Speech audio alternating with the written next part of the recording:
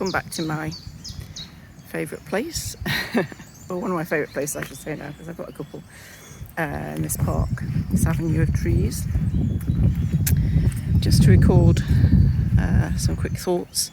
11 days now until I turn 50. It wasn't my intention to come out and do this clip, but as I've been walking around and doing other clips or just walking around noticing, it sort of came into my mind that, obviously it's more and more on my mind, but I think I've questioned all the way through of, well, why is this one getting so much attention? And there's various factors. I've probably talked about, or I might talk about at the end of the 40s, and I'm sure I record that clip as I turn 50 or just before, I don't know. I think at the moment it's on my mind so much and featuring so heavily, and almost feels there's a heaviness to it, is I'm very reflective, because obviously I'm writing 2 books which I hope to publish on the 22nd of April as my 40s come to an end. One is my 40 countries in my 40s book, which I will have spoken about before in terms of the challenge that I've done in my 40s. So it's quite natural, I think, that I'm very reflective, because obviously I'm in that reflective mode of writing, and never before have I written about a decade of my life in one book. So that feels strange, and that's obviously very reflective and bringing up lots of thoughts and questions and considerations, and maybe at this point, not to say panic or pressure, but something of those lines of, I'm very aware of that deadline and wanting to get it done, but I do want to get it done properly. So I'm more than happy to delay it, because I want it done properly, as opposed to it having to be done on the 22nd. Ideally it'd be done on the 22nd and published Kindle and paperback in the best way I wanted to do it. It's important to me, hugely important. And closing off this chapter of my 40s, and closing that off at the same time, bringing together those 2 passions of mine, really, that have taken me through my 40s, the travel and the writing, it seems. So I think that's why it's so clear in my head of those dates, of I'm counting the writing days that I have, and not necessarily the days, but the hours and what I can do in that time. And the other one did in my head have to also be done on the 22nd, because it was about my year of newness, which I'd set for my last year of my 40s. So obviously it should end the same time as my other one ends, but sorry, the camera dipped then because I'm just getting a load of mud off my shoes. But yeah, so I want it to end then, but the book and the project perhaps has become something different the more that I share it with people, which is also wonderful, isn't it? Because a book will be read differently, different ways by different people, and it means something different to them. Hopefully there'll be parts that they can get help from, or just encouragement or whatever. So there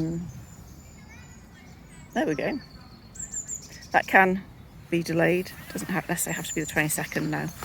Maybe I've given myself some leeway in changing the project a little bit, or having it being naturally changed by others and their comments and contributions. But ideally, both of them can be. I worked on both of them yesterday. I didn't want to get too involved in the second one, but I just put like poems and quotes and stuff I don't want to forget. I want to be part of the book, and really focus on that aspect as well, because certainly poems and quotes I've used in my business or in life, not just in my 40s, but over the years. I've loved that aspect of encouragement that I've gained from it all.